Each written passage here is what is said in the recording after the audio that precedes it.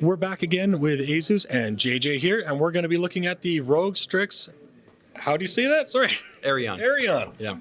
So tell us all about the Arion.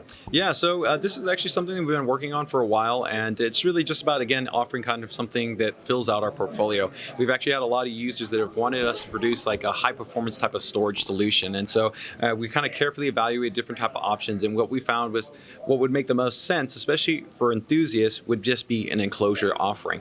That way they can go ahead and pick the right drive in terms of the density, the performance, and the price point that they want to be able to target, but allow us to have the flexibility of still being able to offer something that's distinctive, performance oriented, right, and also brings about some of the points that ROG is always known for. So you can see it's got a cool distinctive aesthetic, right? Super compact, so you can go ahead and throw this in your bag. You can go ahead and throw it in your pocket. Of course, it's got RGB support, so you can sync it with the rest of your Asus Aura enabled items. So throw it right next to your Zephyrus laptop, or throw it next to your Maximus or your Crosshair based system, right? And you've got an awesome high speed based external SSD. So in terms of those core specs that you want to know, it's USB 3.2 Gen 2, so ultra high performance, right? So you can go ahead and put in those fastest SSDs that are out there. M.2 supports full 2280, so that's the vast majority of drives that are out there in terms of on the market. It's got a high performance heatsink based design with thermal interface pad material. In our testing, it's actually the best type of design that we've found right now on the market.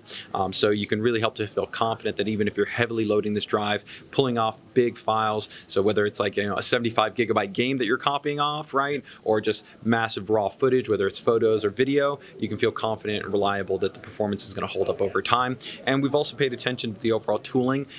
So from an accessibility standpoint, it's very, very simple. There's a small little pin fitting, which you can usually use with like a SIM eject tool. Pop it out. You don't have to have any screws or anything like that. Slide in the drive, pop it back in, you're good to go.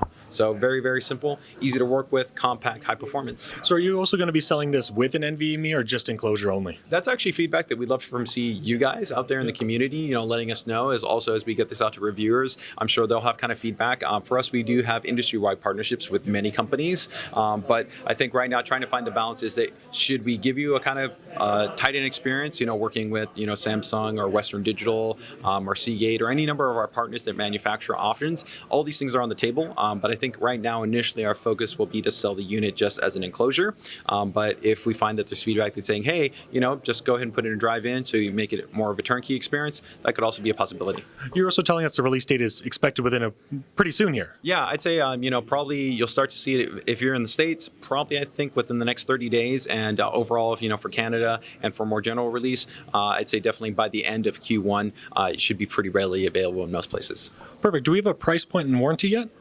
Price point not set yet, and warranty I think will depend on the region, so you would want to check on the product page for your region.